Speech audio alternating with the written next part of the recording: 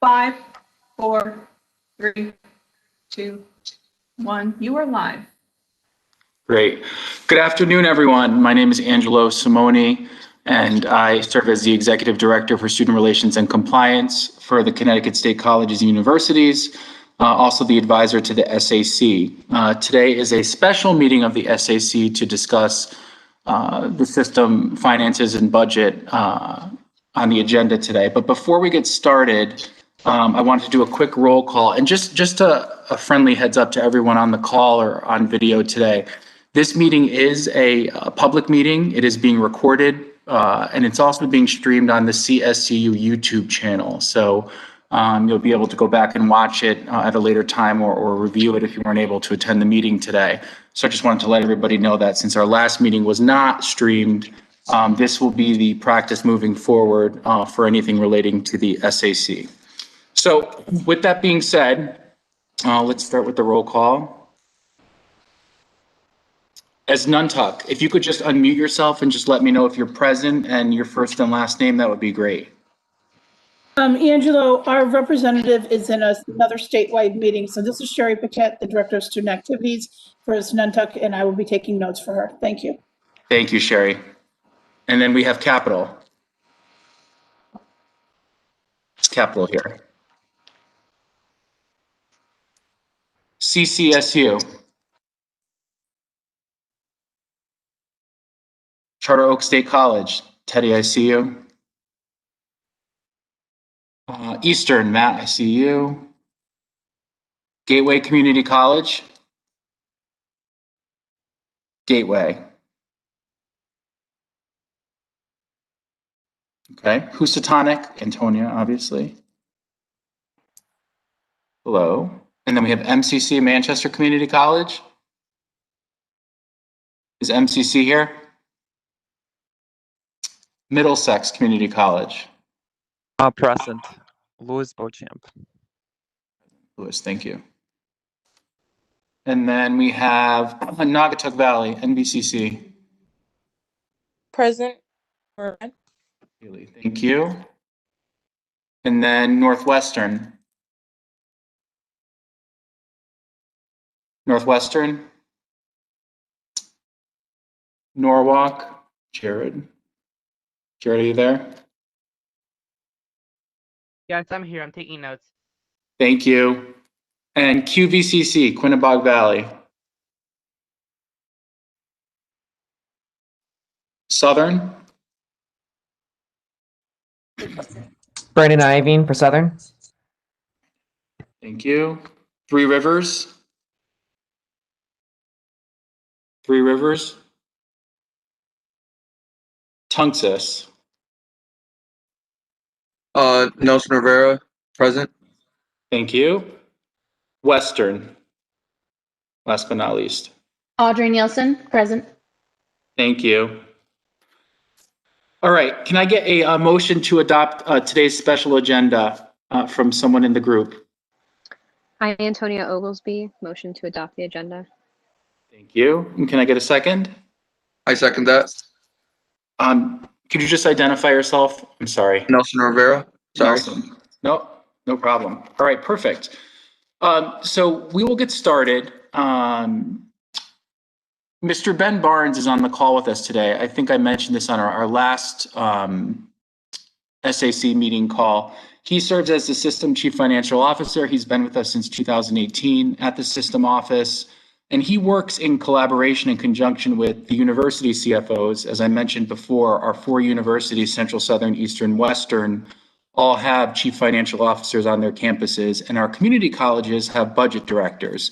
So Ben works very closely with all of them, in addition to working with our finance committee on the board and the General Board of Regents to develop budgets and make sure that our colleges are on sound fiscal footing. So I thought it would be helpful if maybe Ben could introduce himself, give a quick overview, and then we really wanted to have the ability for anyone on the call to ask questions.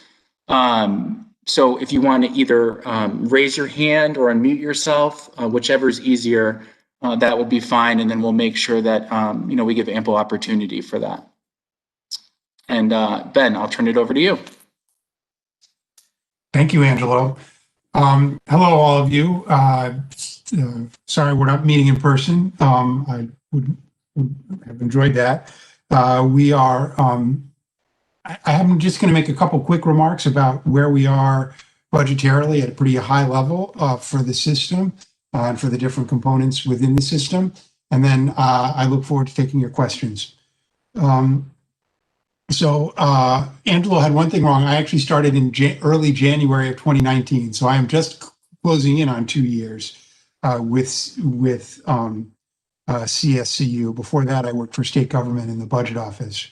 So I have some familiarity from over the last 10 years or so with what's been going on financially within CSCU, although I've learned quite a bit more in the last 2 years. Right now, we're at a very interesting time because obviously the COVID pandemic has really uprooted and upheaved so much of what we do in our personal and professional lives and as students and stakeholders in public higher education in Connecticut. In terms of the budget, which is sort of my area of focus, I would describe that the impacts of the pandemic have been significant and negative on both the colleges and the universities in ways I'll talk about in a second. But that both the college system and the university system had significant and troubling financial concerns that predated the pandemic. Had the pandemic never occurred and the virus had never mutated and never existed, we would still be going through, I think, a difficult financial period, particularly in the colleges right now. And the universities, I would say, would be trying to address some structural problems that they have budgetarily, but with less urgency because they have higher levels of reserves and I think more flexibility at the campus level to address some of the longstanding financial concerns that they have. The pandemic has resulted in, overlaid on a community college system that was in, I would say, deep trouble, but with a plan to emerge from that trouble over the next several years. A university system with some nagging problems. Overlaid on that was the pandemic, which decimated enrollment at the community colleges. We dropped 15% or 14%, something like that, which is an unprecedented drop in enrollment. That it is hard to imagine that happening other than in a year in which something as dramatic as the pandemic occurred, or if a campus closed or something awful had occurred. Typically, a bad year in enrollment is dropping 2 or 3% or 5%. 15% is unheard of. So that happened at the community colleges. In the universities, the enrollment drop was not as severe. It was about 6% overall, although the numbers were different at each campus. The real problem at the universities is that the number of students who have elected to live on campus, live in the residence halls and pay for meal plans has dropped dramatically. So we are down right now, like last year, I think we were at 80 or 85% occupancy overall in our residence halls. This year we started the semester at 53%. I suspect that that number will continue to erode and that we will, on average over the course of the year, be under 50% occupancy within our residence halls. I don't want to suggest that residence halls make money for the universities, but because I don't think that that's entirely true, although it may be true a little bit.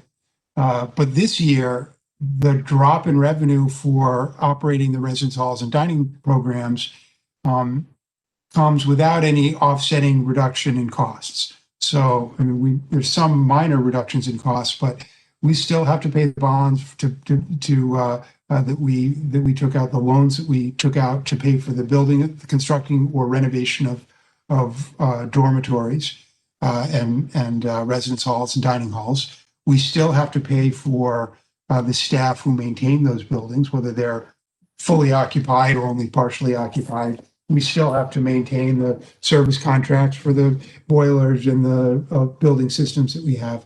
So our costs have not appreciably changed, maybe a little bit at the margins, but not nearly as significantly as the revenue to support those.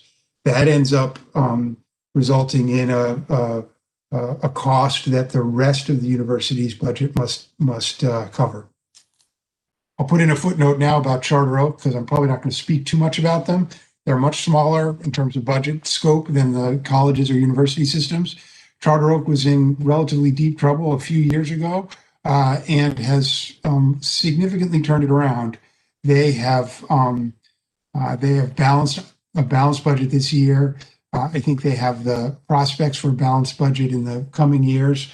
They have some budget issues to deal with, but mostly they have challenges around how much should they be spending on marketing to generate additional enrollment. They seem to have been making relatively wise decisions in that area, or at least have avoided some of the drop-offs in enrollment that are driving the financial troubles at the other parts of the system.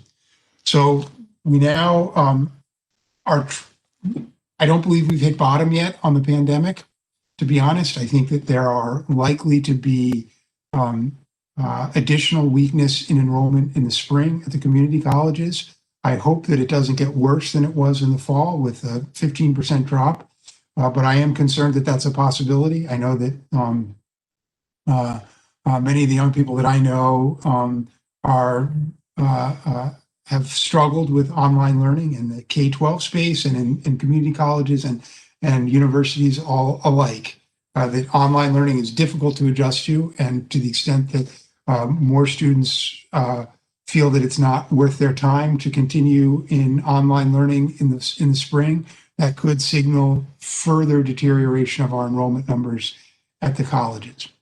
In the universities, I think the same thing could happen with the residence halls, that there could be continued desire to not live in the residence halls, given the prevalence of online instruction and given frankly, the complexities and difficulties that students have faced with living in the residence halls, complying with all the public health requirements, social distancing, and everything else. It's probably not what everybody had in mind when they thought about going and living on campus as an undergraduate. So we are. So I'm expecting that things will probably get even a little bit worse before they get better. In terms of what will happen next year in the fall, I'm certainly hoping that the pandemic will be at least in retreat as we roll out vaccines across the country and around the world.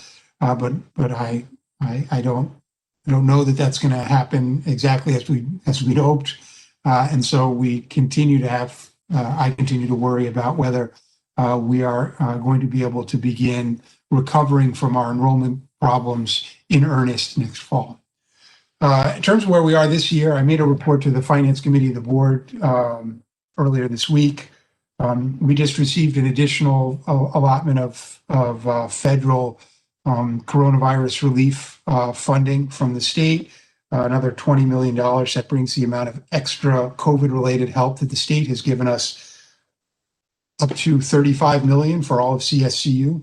That's on top of about $50 million in CARES Act funding that we received, half of which we sent out to students, the other half of which we've used to shore up our operations.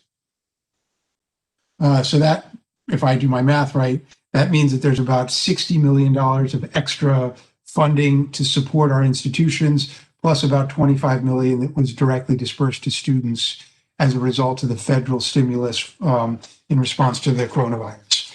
That's been a great help and has kept things from being truly awful for us from a budget perspective, and is, I think, allowing us to struggle through this year with with an ability to come back next year. Had we not received the federal funds, I would be concerned that we would be unable to pay our bills on a daily basis, and we would be struggling with campus closures and layoffs and some of the other consequences of not having of having such a large shortfall in revenue. But we did get the federal money, and we're allocating that out. We believe that as a result of that new federal funding, I believe that my current estimate of what the year-end deficit will be for the current year is about $40 million. Now, obviously, there's a lot of things that are going to happen in the spring that could affect that both positively and negatively. I think there are a lot of things that could affect it negatively from the pandemic, particularly, as I said, if enrollment continues to drop or dormitory occupancy continues to drop. I'm sorry, residence halls. I keep calling them dormitories. I'm told they're to be called residence halls, so I try to correct myself. That means that our reserves, the system reserves, will be reduced down to about $140 million, of which $120 million is for the universities and about $20 million is for the colleges. The colleges have much smaller levels of reserves than the universities, which is one of the real problems we face. So the reason we need to have reserves is because reserves help us to maintain our operations during a downturn. So this year alone, for instance, we are spending $40 million of our reserves simply to pay all of our bills, to pay all of our staff, to keep our operations running. Having $104 million available to do that in future years is important, particularly if our recovery from the pandemic and the enrollment drops takes longer than we would hope. Secondly, operating reserves help us with cash. I don't know if any of you are accounting students, but if you think about things on a cash basis, if you have a higher fund balance, it means you have more cash available to pay your bills. At a certain point, that could become a problem. Because we're a state agency, that's less of a concern, but it is a factor that we're beginning to monitor closely because our reserve levels are so low. And lastly, having reserves gives a source of funds when the Board of Regents elects to do something that they think is important, whether it's investing in a building or starting up a new program that will lose money initially, but we think is a valuable program in the long run. A good example of this is that the Board of Regents is going to use $6 million this year of its community college reserves to launch the debt-free college, the PACT program, that's providing scholarships to about 3,000 students this year. That's a new program established by the legislature. We'd spent quite a bit of time and money marketing the program and developing the program. And the legislature, because of the pandemic, was unable to appropriate us funds. So the Board of Regents stepped up and said that they would make that investment so that we could get the program underway, with the expectation that the legislature will fund it going forward once they are back in Hartford, or at least on Zoom or Webex conducting business.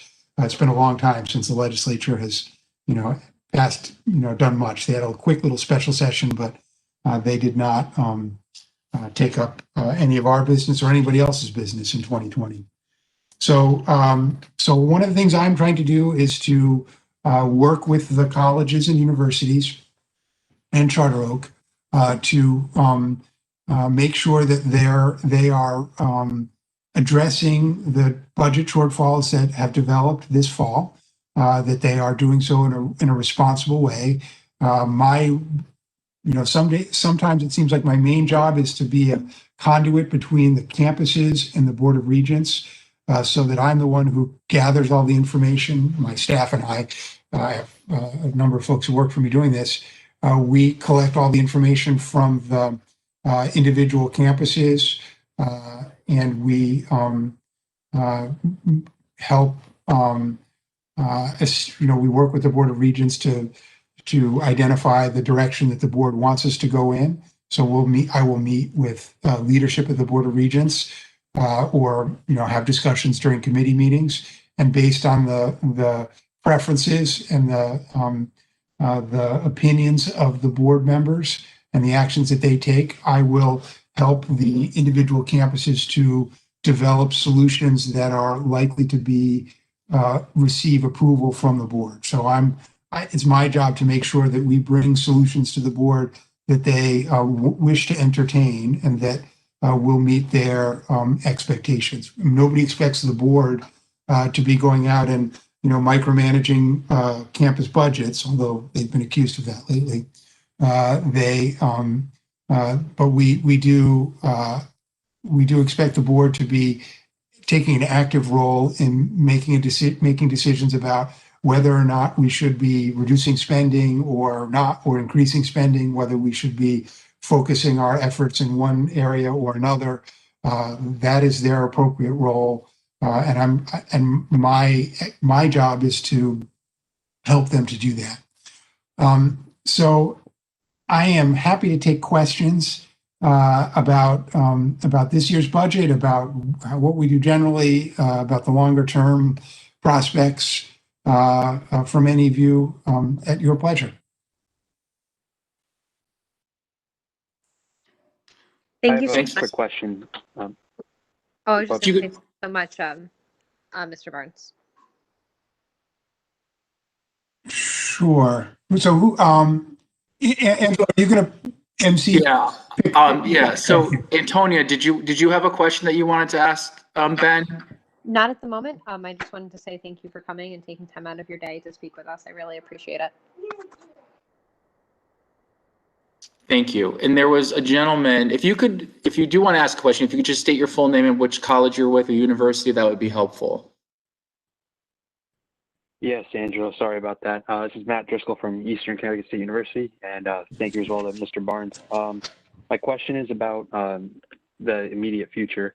I know that there's been talk about maybe a hiring freeze or a halt on future projects for the university system, as well as probably the community colleges as well. But would there be anything else that you would advise the board to do with regard to reducing spending or cutting costs? That's a tough question. Higher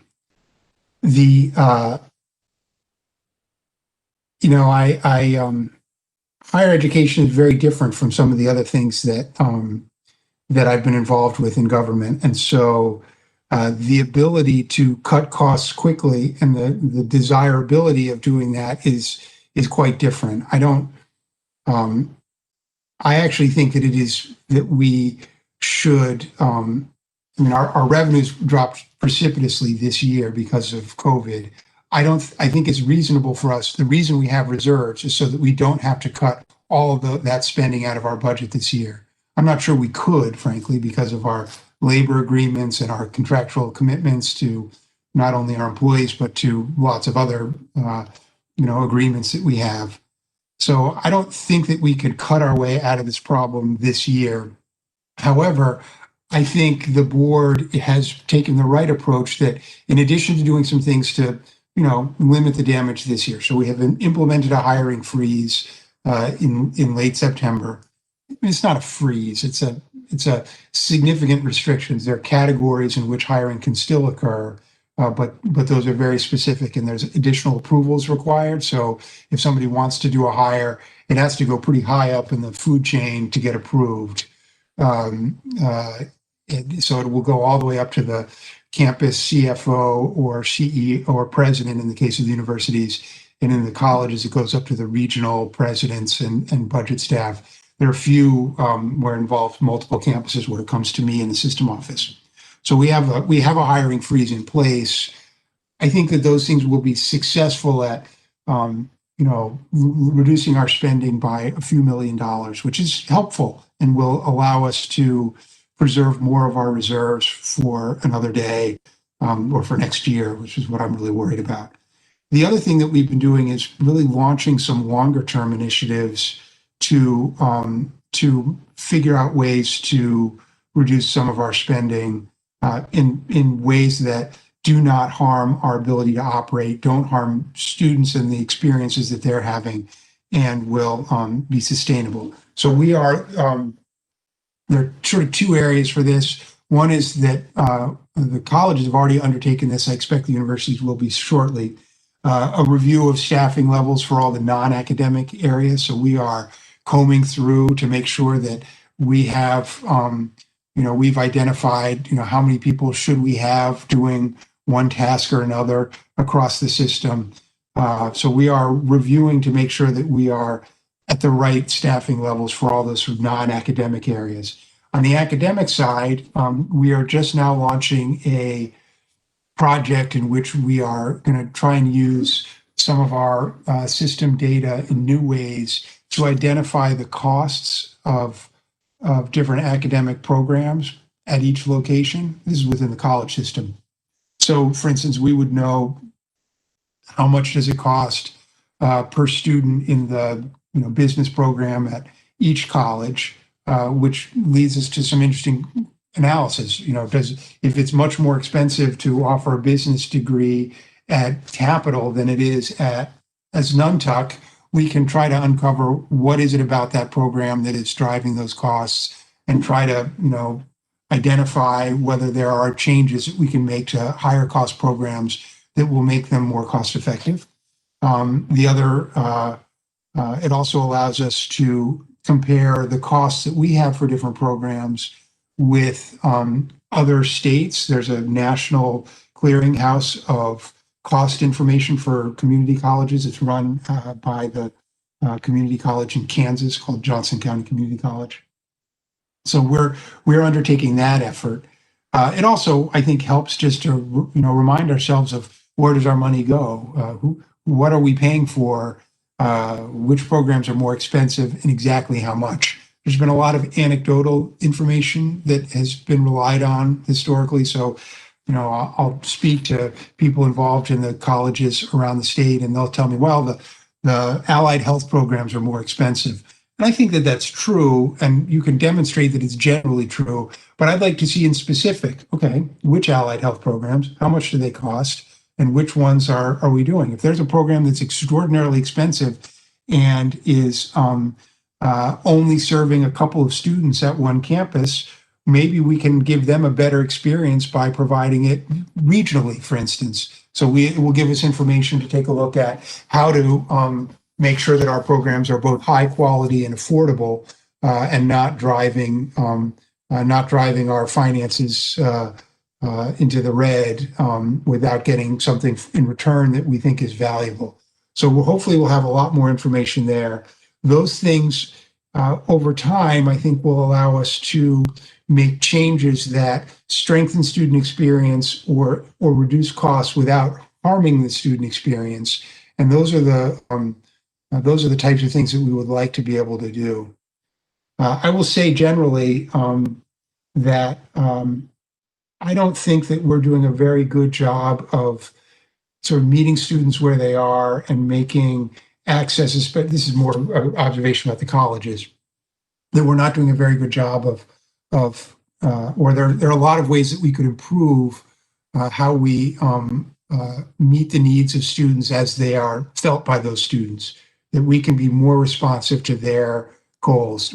Obviously we've tried to keep it affordable, and that I'm sure is something that students care about. They want us to keep the price down and avoid the economic harm from having high tuition and fees.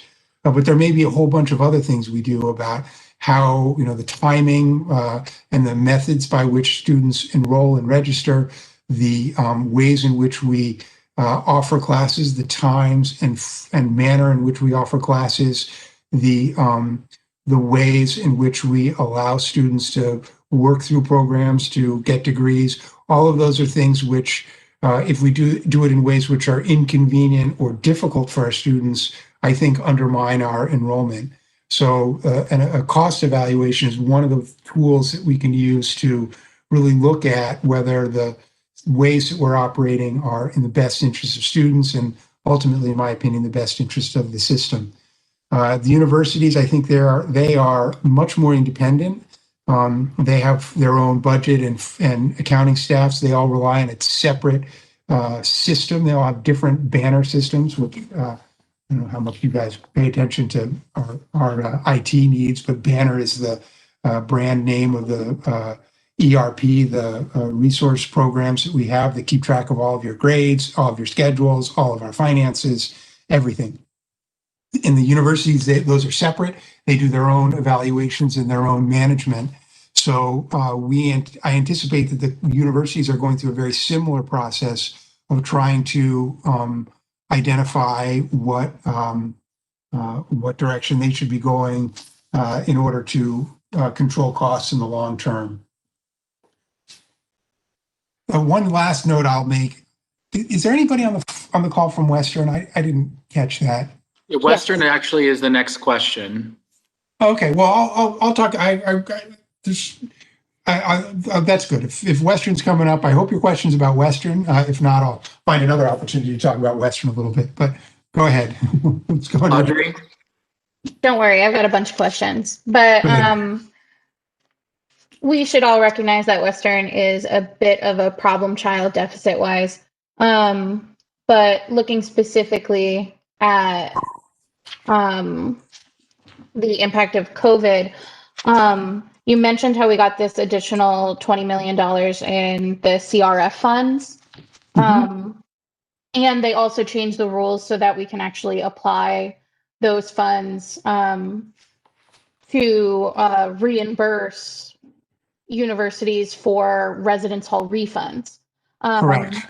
So WestCon had an additional 2 weeks of our semester where we were ordered to by the Connecticut Department of Health to just not move everybody onto campus in the middle of what was then, you know, in retrospect, seems kind of like a minor jump in COVID cases Yeah, our compared to standards do change. the compared to the current situation we're facing.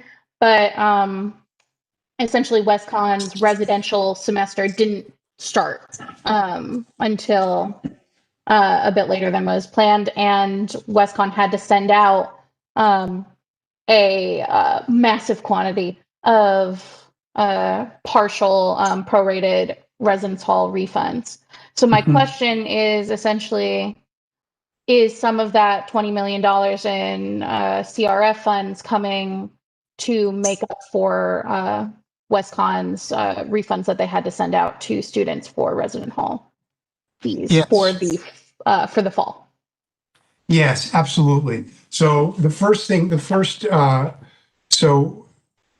main pieces that we're going to use the new $20 million for is there's about half of the reimbursements from last spring were not covered because the CARES Act funding, called the HERF, the Higher Education Emergency Relief Fund, that provided funding to the universities, which in aggregate was about half of what they needed to cover the tuition, the room and board refunds.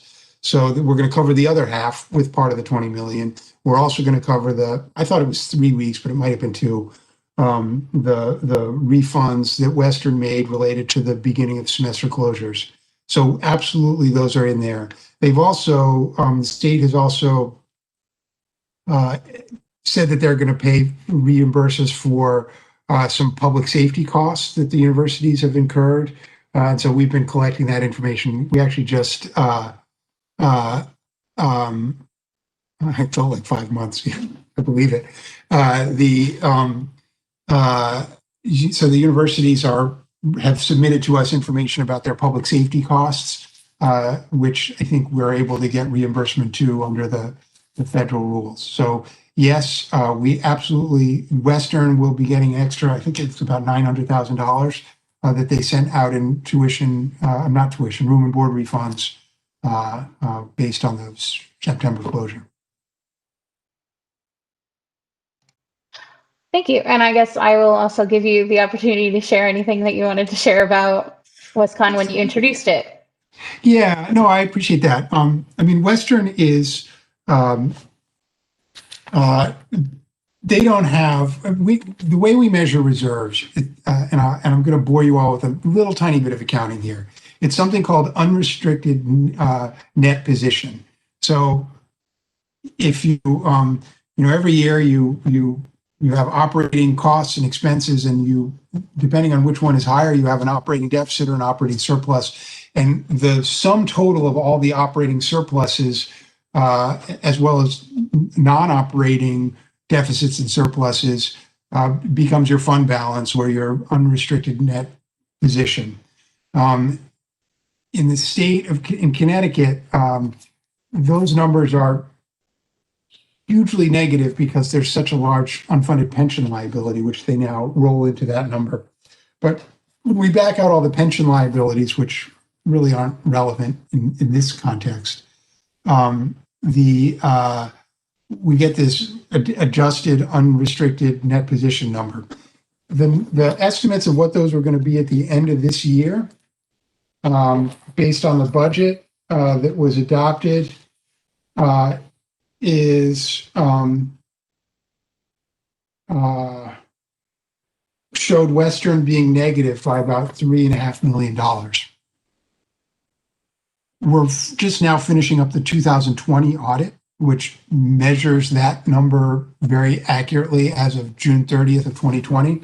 So once we get that number, our projection for 21 will change somewhat, but it's likely to remain negative. I actually think that they're going to see some adjustments down in their reserves. So they'll have a negative, whatever, $2 to $10 million in reserves. That sounds awful, like it means you're just broke. That's not entirely accurate. We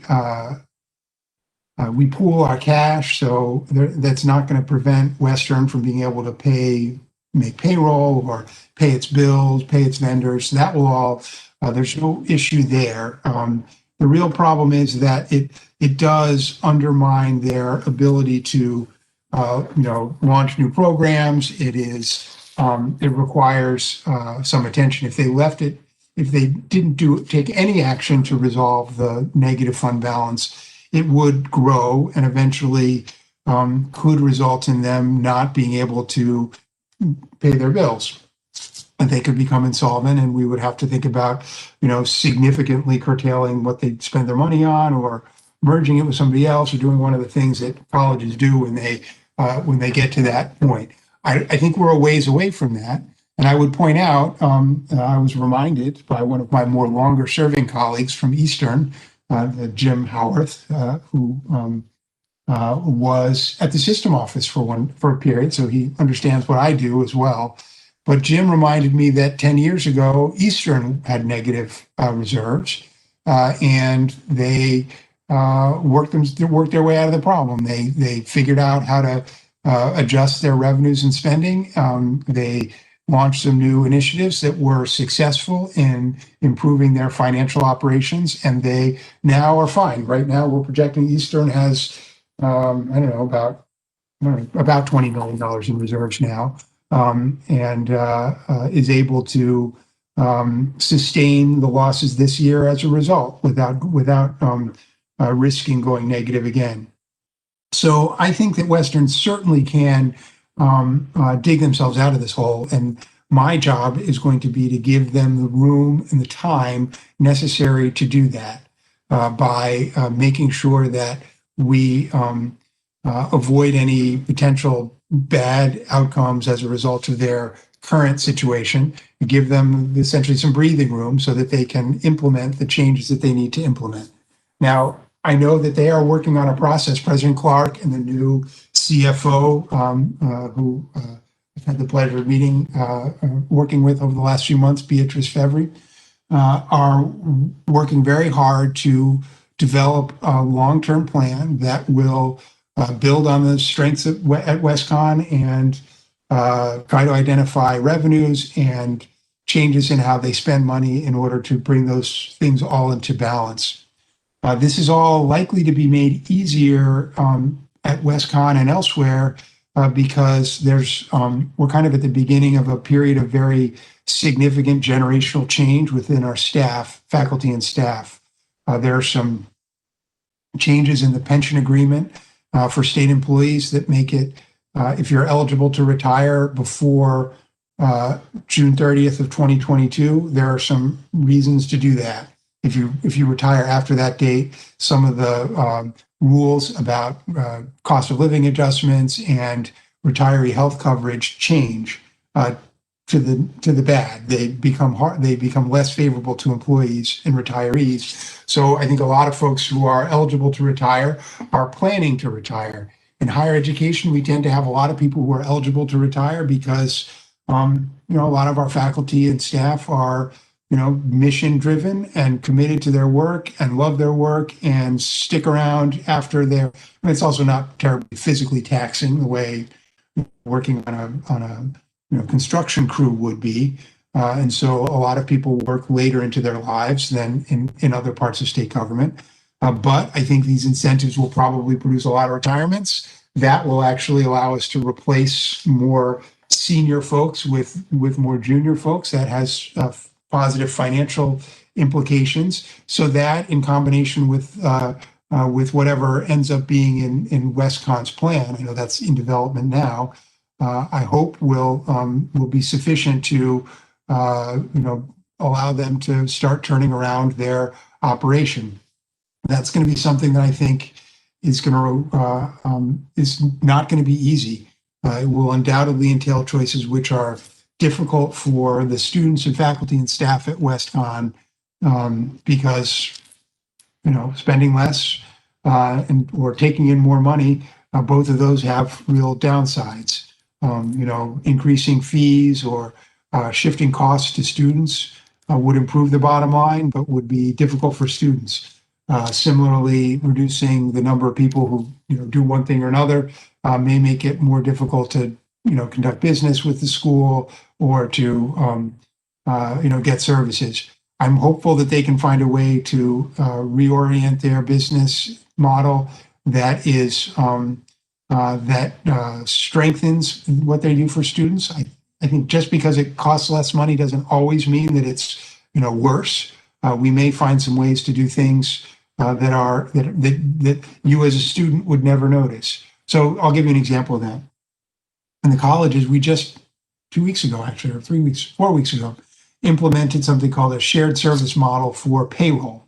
So in the colleges, we previously had about 35 people, full-time equivalent staff members working at different colleges, processing payroll for all the people who work for the colleges, both faculty, staff, students, everybody.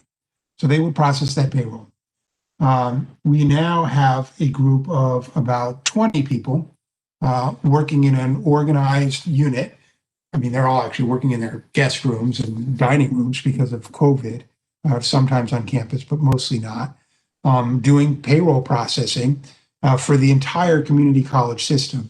Now, we were able to shrink that number from 35 down to 20 or so, largely because we had a lot of retirements and things over the last couple of years. We sort of let that number get smaller and then converted it over to shared services. But that's an example. It may make sense for WestCon to look at paying us a smaller amount of money to process their payroll than they currently pay their own staff to do it. That's an example. And while that might end up with a payroll processing staff member losing their job, because of the amount of attrition we have, we think that probably is not the case, that most of those folks will, or I actually hope all the folks who are working for us and want to keep working for us will have a home, that enough people will be leaving the system because of retirements that we'll be able to downsize in some of these staffing areas. So that's an example of I'm not sure from a student's perspective. I guess if you're a student worker, if you have a job on campus, you care that your pay comes and hits your bank account on the right day and the right amount. But other than that, I'm not sure anybody really cares how the payroll gets processed as long as it gets processed correctly. So that's an example of, if we can find a cheaper way to do it, we're really going to move forward. But I think WestCon is, I'm optimistic about its future, but they are going to go through some difficult times trying to identify the changes to their operations that are necessary to allow them to restore their fund balance.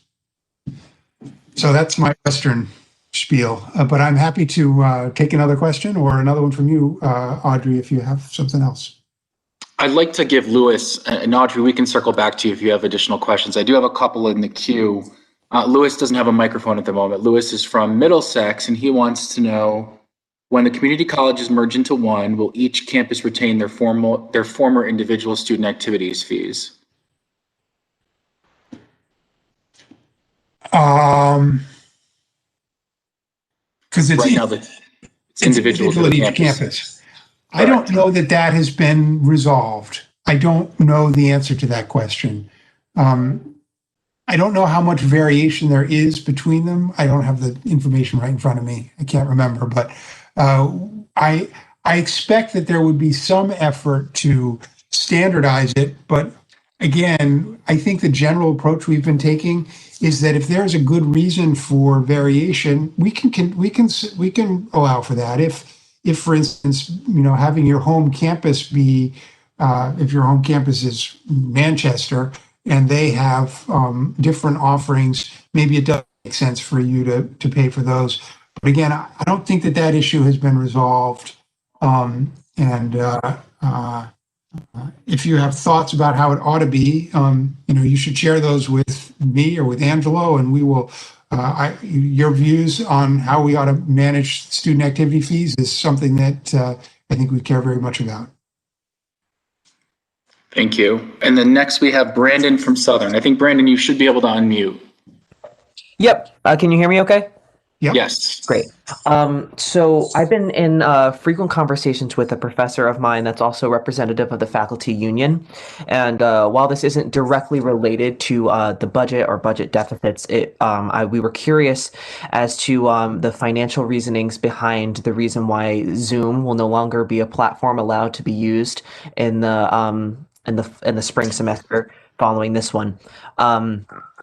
There are legitimate concerns from both faculty and student perspectives on the usefulness of Zoom as a platform for virtual learning, as the platforms that are available to us, most notably Webex, has been frequently unstable and lacks many of the features that make it easy for students and faculty to learn online. While I don't have any significant direct question, I really just wanted to know if you had any information as to the financial details of that contract with Cisco Webex. What if that the costs had been weighed between Zoom or Webex, if Zoom had been considered in the past? Do you have any information that I could pass along? Sure. I believe that Webex was. And I don't recall the process. There is a general process for identifying system-wide technologies. There's a committee of IT and non-IT people who review those requests. There's been a real effort to try to make uniform systems available across CSCU for a couple of reasons. One, it's more cost-effective generally. So if every faculty member went out and purchased Zoom, it would cost 10 times more than if we bought Zoom or any system for everybody. So it makes sense for us to be buying economically a single system or system wide. The reason for the prohibition on Zoom is there's some financial. I mean, we would have to go and acquire a third system and set it up. I'm not sure. I think a lot of the costs for implementing one of these is to set it up initially. But the real concern is around security, because this, we're on a WebEx call. So, if somebody, jumps into this call and starts spewing, hate or showing, child pornography on the screen or any of the other things that have happened, or if something happens in this meeting that is, this meeting is essentially CSCU function and might as well be happening in a conference room at a facility. And so if something were to happen in this meeting that would require, say I were to say something wildly inappropriate and somebody needed to, take employment action against me for what I said during this meeting, or if somebody, harassed another participant in the meeting and we needed to follow up, and take follow-on action about something that occurred in a CSCU meeting. Right now, we can go to the IT department and say, we need to know who was participating in this meeting. We could probably find out information about where they were participating from, like IP addresses and the like. We would be able to get transcripts of the chat that occurred during the meeting. We would be able to review everything that happened in the meeting. I'm not sure they're all recorded necessarily, but there is, metadata about each meeting that is recorded and preserved by CSCU so that we are aware of what happened. That would not be the case if you use Zoom.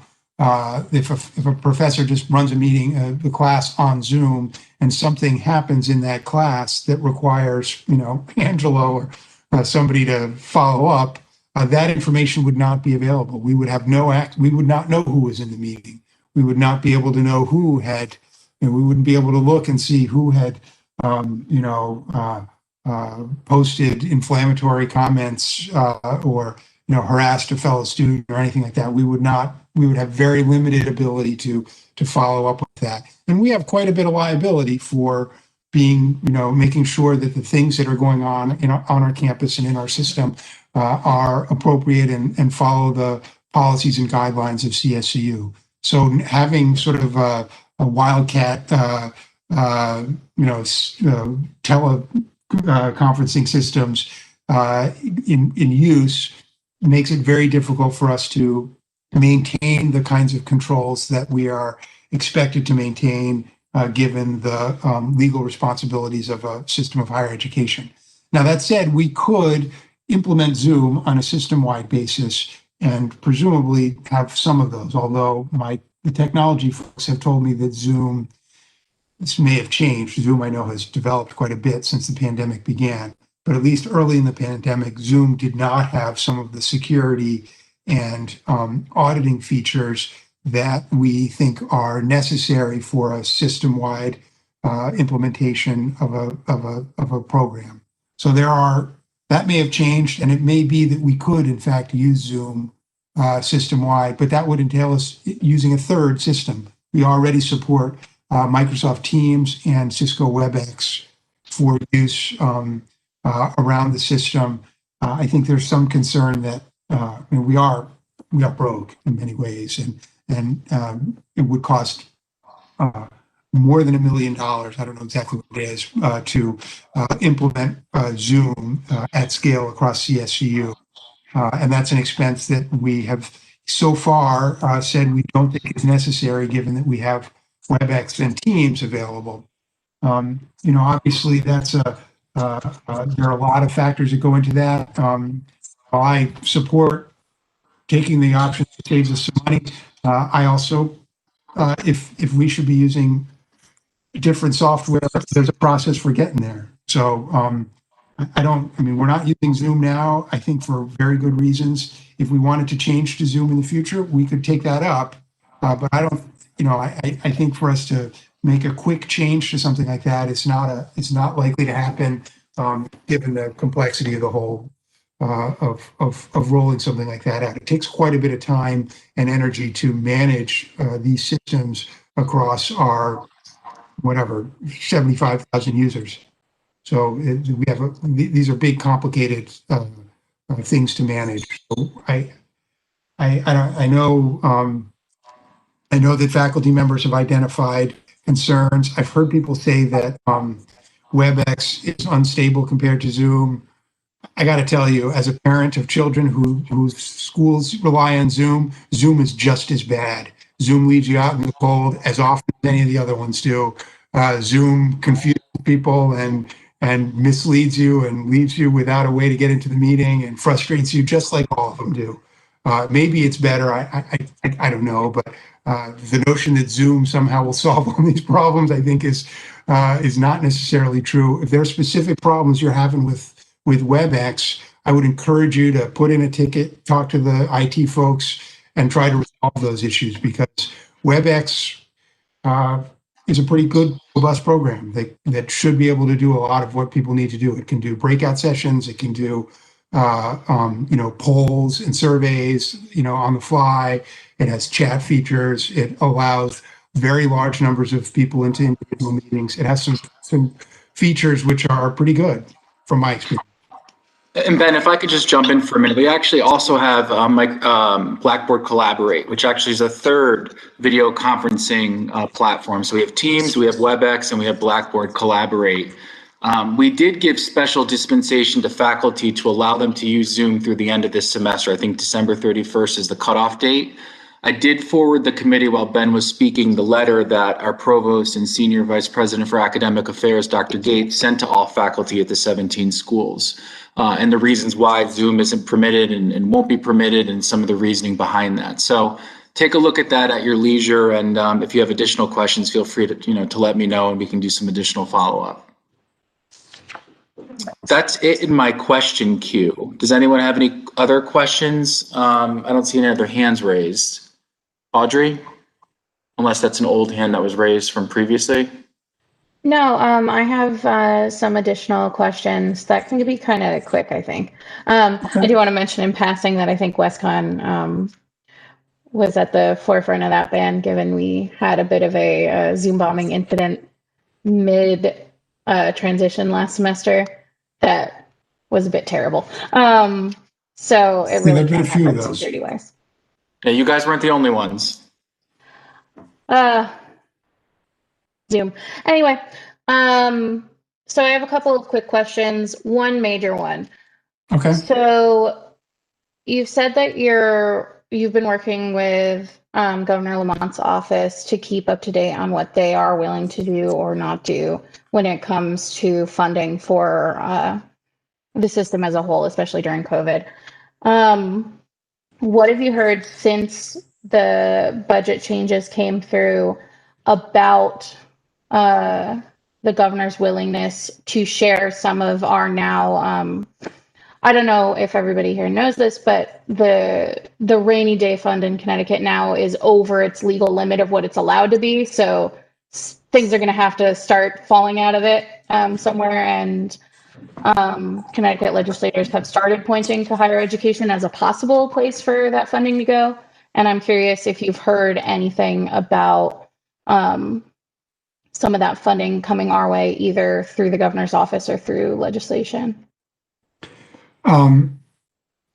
Yes. Well, no. I can speak to the question. I don't think you're likely to hear much about the governor's going to submit a budget to the legislature in early February. And the general pattern is that they kind of go dark during December and January while they develop their budget that gets sort of dropped on the legislature at the beginning of February. So I don't think we're likely to, I mean, there's plenty of tea leaves out there and I'll do my best to try to read them.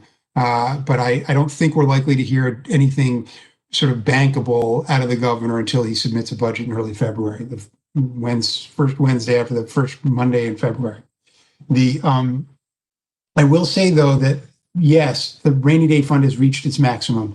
What happens when it reaches its maximum is that additional funds would then go be directed into paying down debt and unfunded pension liability.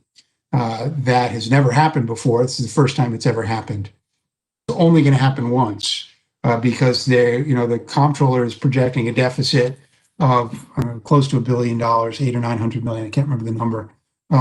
That in the current year, that will be resolved by use of the rainy day fund by law on June 30th. So, well, actually, it happens in September when they tally up all the numbers. But when they first do their budget basis reconciliation of the fiscal year, as a matter of law, without any action by the legislature, funds will be transferred from the rainy day fund into the state's general fund to satisfy deficit. And if there's a $1 billion deficit at the end of the year, which I think is not unreasonable to expect, then that will draw down the rainy day fund by $1 billion, and it will no longer. That will put it well under its 15% limit. So I don't think that that's likely to happen more than once. And I think that the budget, because it's going to be a 2-year budget, is going to present their plans over the 2 years. And I imagine that is likely to include some use of fund balance, use of the rainy day fund during that time. And there are 2 ways that the governor can propose to use the rainy day fund. One, they can actually directly say we should take money out of the rainy day fund and spend it on one thing or another. That's unlikely to happen. The other is that the budget they can adopt a budget that is built on a hope and a prayer. And when the hope and the prayer don't come together and the revenue doesn't materialize, then it will go to the rainy day fund and take it out at the end of the year when there's a deficit. That's more likely what's going to happen. In the legislature, it requires a supermajority, which does not exist in the House, but does exist in the Senate under the new legislature. It requires a supermajority in both chambers in order to waive the spending cap requirements. I mean, to waive the spending cap requirements or to redirect funds away from the rainy day fund. So It's unlikely to happen because it is unlikely to garner bipartisan support, which would be necessary to do that. So I don't see, I think there are some members in the General Assembly who think we should spend that money. I personally think they should spend that money on CSCU. They should give it to us to keep our tuition low and our classes high quality and our faculty strong. So I would love to see that. I don't think that it's likely to happen just that way. I think that we have strong support though from the legislature. Both of the appropriations chairs with whom I've worked for a number of years in my prior capacity and since I've been at CSCU are among our most strong supporters. Tony Walker and Kathy Austin are huge supporters of CSCU and our mission, and believe that we should be, I think would have both said publicly that we should spend more on public higher education, particularly CSCU, and I'm hopeful that they will, be able to back that up with a budget that includes more money. The higher ed chairs have been very supportive of us. Actually, I read that they just had a new higher ed chair from the House was appointed, Josh Elliott from Hamden, who is a big supporter of CSCU. And is, I think, likely to be a very favorable higher education committee chair for us.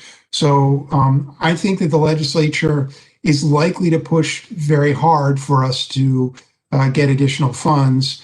The governor, however, has a different role to play and is ultimately tends to be the voice for, we got to balance this budget.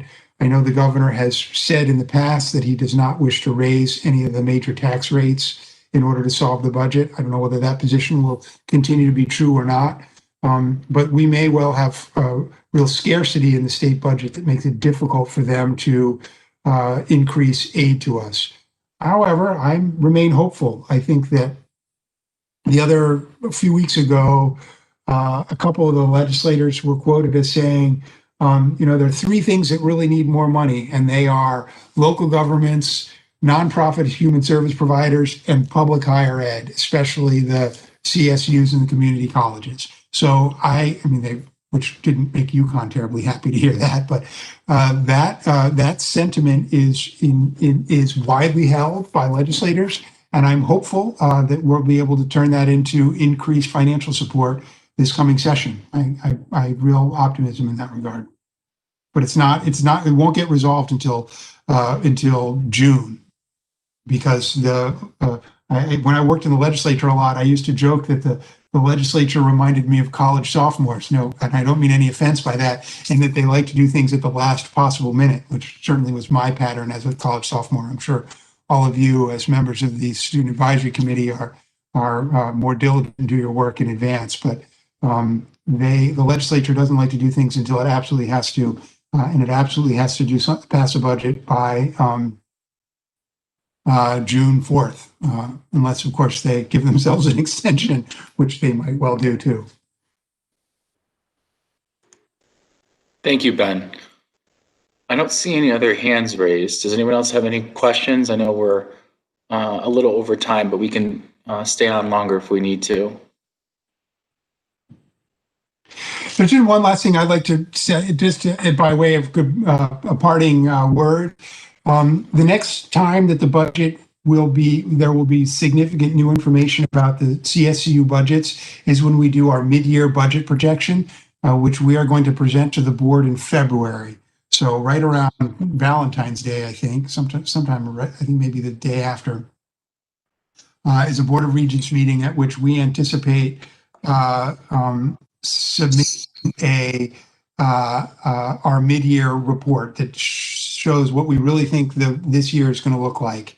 Right after that, sometime, depending on how the board feels about it, in March or April, they'll be adopting tuition rates for next year. They've only adopted tuition through this year.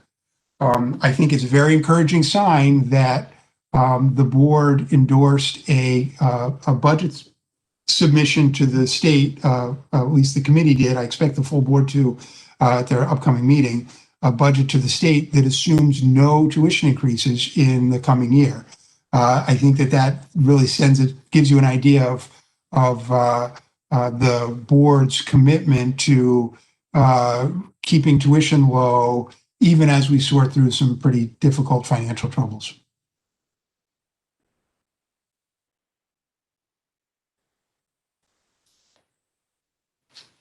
So we have Audrey with our final question. Oh, good. This is a handful of short questions, and they can also be addressed outside of the meeting as long as we can throw them on to everybody.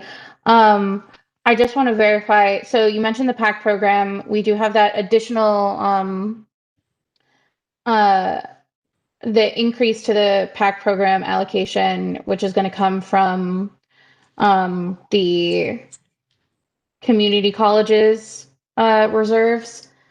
And I want to verify, is that bringing our reserves from down to 13 for the community colleges or down to 10?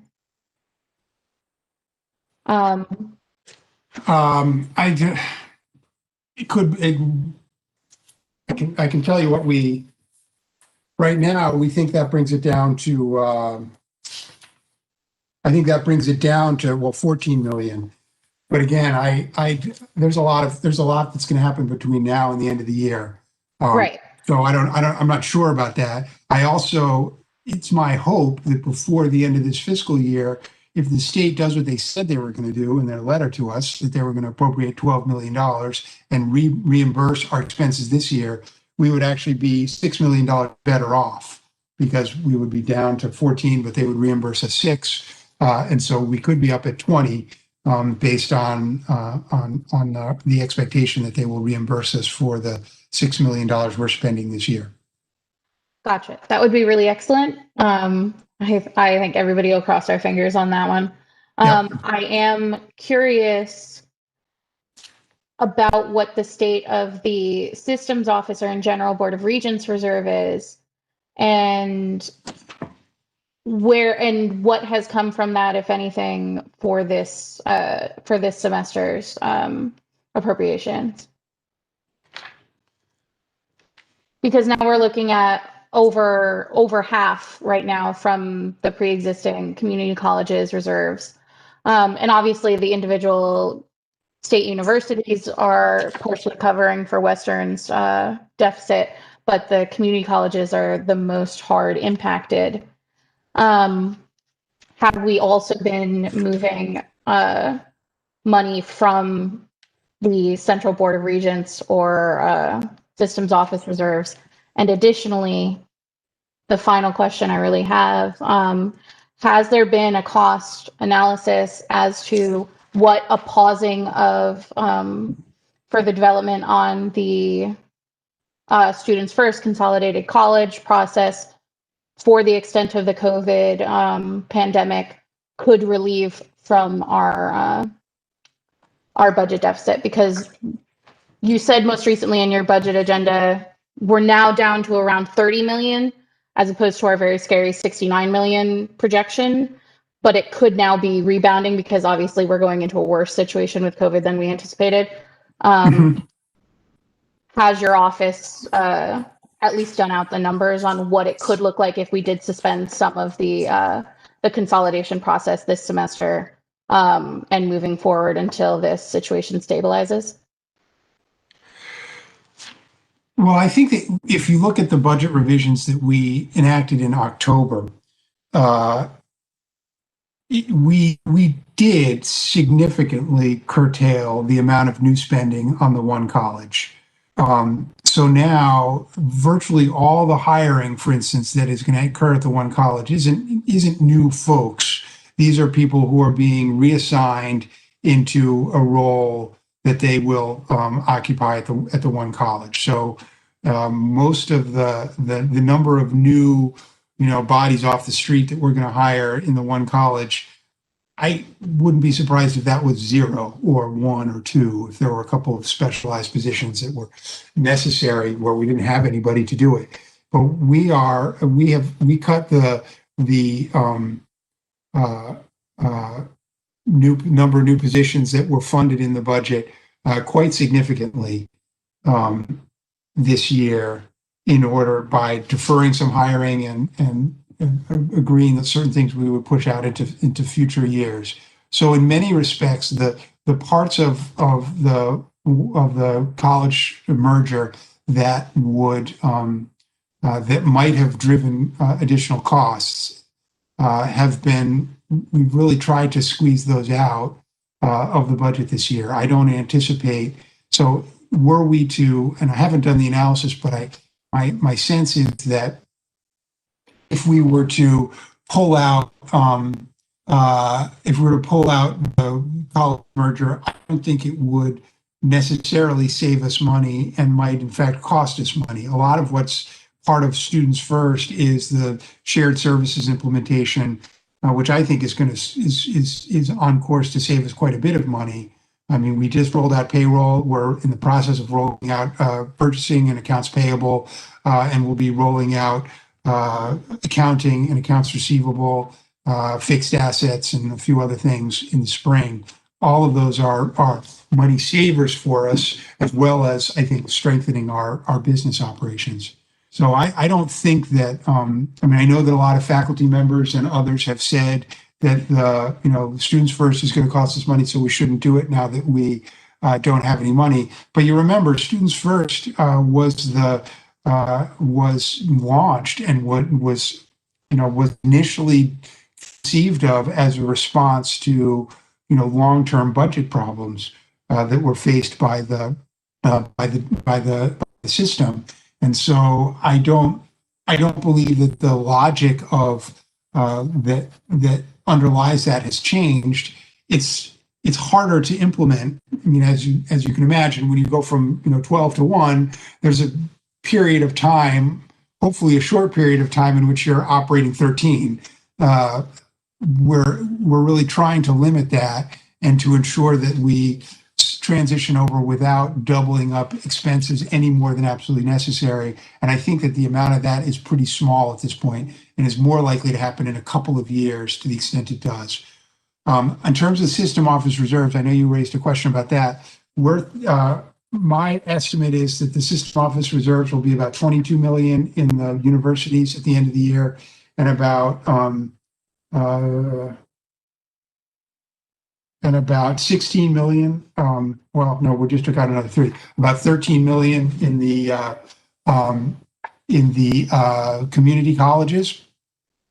Bearing in mind that a whole bunch of the community colleges have negative unrestricted net positions, so there's a column of numbers that it's actually in our budget presentation, and I can send a link to folks if they want to see it. The bottom of the column says $15 million. But that includes 6 colleges with negative reserves, 6 colleges with positive reserves, and the system office with positive reserves. And those all total up to $15 million to the positive. So I am concerned about those reserve levels. I think that in the university context, I think that there is value for us to maintain our reserves because it may be a useful way and it may be helpful for us to either act WestCon out during its transition if they need additional funding in order to implement some, make some changes to their operation or what have you. The Board of Regents has those system office reserves available without having to go and ask the other universities to pony up. The other thing is that it would allow it allows the board to implement changes that it might want to do. It also would help WestCon in its accreditation in maintaining continual accreditation by being able to point to, well, they don't have significant reserves on campus. They do have, their board of trustees, the Board of Regents, does have access to system reserves, which could be used to ensure that WestCon is able to continue to meet the accreditation standards in the future. So I think it's important that we preserve those as much as possible now as a buttress against, as a tool to help us get through some of the changes that need to go. On the college side, my position is that we are merging into one college. and we will be merging our reserves into one college. And so really, since a couple of years ago, we have been treating the community college reserves as a single item, understanding that, some campuses have negative reserves, some have positive. All campuses are losing money right now because of the precipitous drop in enrollment. So I think it makes sense for us to maintain the system office reserves, which I think eventually will become the one college reserves in 2023. So I do not envision, obviously the board is free to use those reserves in the meantime, as they did with PACT this year, and they may with other things, but they don't, I do not anticipate them undertaking any restructuring of the reserves in the community college until we restructure as a single college under the merger. I hope that answers your question. I'm trying to be very straight with you all. I It does. Thank you so much. but I hope I'm not being more sort of technical or detailed than you care. Feel free to disregard things if they don't interest you, but that's where we are with reserves. Thank you, Ben. Okay. Antonia, did you want to close things out? Sure thing. Thank you so much, Mr. Barnes, for coming to speak with all of us. I know the meeting ran a little long, so I appreciate your flexibility and your expertise. And thank you for answering our many questions. Thank you, everybody, for joining us today. It was great to hear all of your questions. And I know the meeting got pushed back a little bit, so I appreciate your flexibility also. And thank you, Angelo, for making sure that this meeting was able to happen.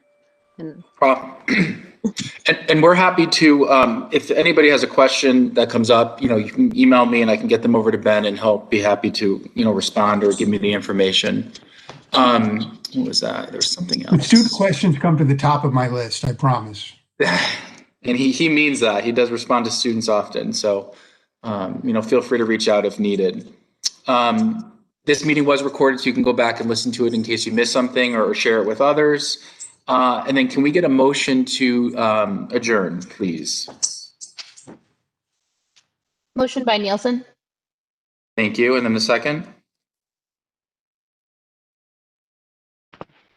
Antonia, was that you? Oh, Jared. Okay. Jared, perfect. All right. So we are adjourned. Everybody have a wonderful weekend and, enjoy the unsettled weather that we're going to be having. Thanks, everyone. Thanks, Ben. Bye-bye.